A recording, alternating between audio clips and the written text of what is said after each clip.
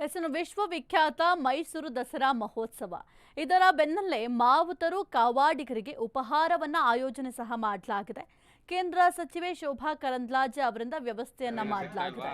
ಮೈಸೂರು ಅರಮನೆ ಆವರಣದಲ್ಲಿ ಉಪಹಾರದ ವ್ಯವಸ್ಥೆಯನ್ನ ಮಾಡಲಾಗಿದೆ.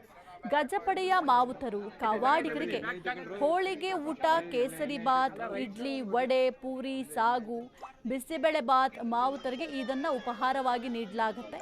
ಇನ್ನು ಶೋಭಾ ಕರಂದ್ಲಾಜೆ ಅವರು ಈ ಒಂದು ಊಟವನ್ನ ಮಾವುತರಿಗೆ ಬಡಿಸಿದ್ರು.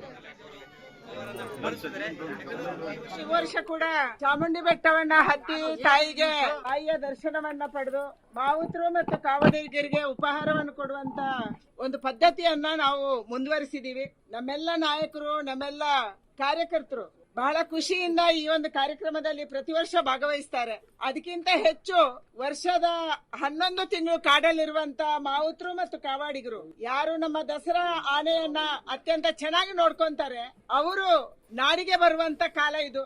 1 ತಿಂಗಳು ಇಲ್ಲಿ ಇದ್ದು ಇಲ್ಲಿ ದಸರಾದಲ್ಲಿ ಭಾಗವಹಿಸಿ ತಾಯಿ ಚಾಮುಂಡಿಯನ್ನ ಆನೆಯಲ್ಲಿ ಹೊರಿಸಿ ವಾಪಸ್ ಹೋಗುವಂತ ಸಂದರ್ಭದಲ್ಲಿ ಇವತ್ತು ಮಾವುತರು ಮತ್ತು ಕಾವಾಡಿಗರು ಅವರ ಮಕ್ಕಳು ಖುಷಿಯಾಗಿದ್ದಾರೆ. ಅವರ ಮಕ್ಕಳನ್ನು ಮಾತಾಡ್ಸಕ್ಕೆ ಖುಷಿ ಆಗುತ್ತೆ. ಯಾಕಂದ್ರೆ ಹಿಂದೆ ಅವರು ಕಾಡಿನ ಉತ್ಪನ್ನಗಳನ್ನ ಮಾರಾಟ ಮಾಡಿ ಕಷ್ಟಪಟ್ಟು ಅಲ್ಲಿ ಇಲ್ಲಿ ಕೂಲಿನಾಲಿ ಮಾಡಿ ಜೀವನ ಮಾಡ್ತಾ ಇದ್ರು. ಸನ್ಮಾನ್ಯ ಯಡಿಯೂರಪ್ಪನವರ ನೇತೃತ್ವದ ಸರ್ಕಾರ ಅವರಿಗೆ ಸರ್ಕಾರಿ ನೌಕರನಾಗಿ ಮಾಡಿ ಇವತ್ತು ಒಬ್ಬೊಬ್ಬರಿಗೆ ಕೂಡ 35-40 ಸಾವಿರ ಸಂಬಳ ಅವರಿಗೆ ಬರ್ತಾ ಇದೆ.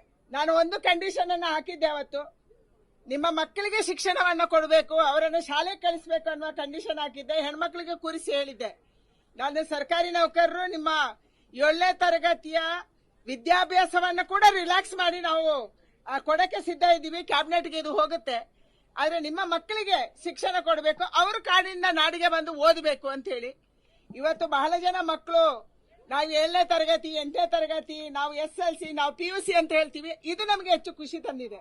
ಅದಕ್ಕಾಗಿ ತುಂಬಾ ಆನಂದ ಆಗಿದೆ. ಮೈಸೂರು ದಸರಾ ನಮ್ಮೆಲ್ಲರ ಹಬ್ಬ, ಇದೊಂದು ನಾಡ ಹಬ್ಬ.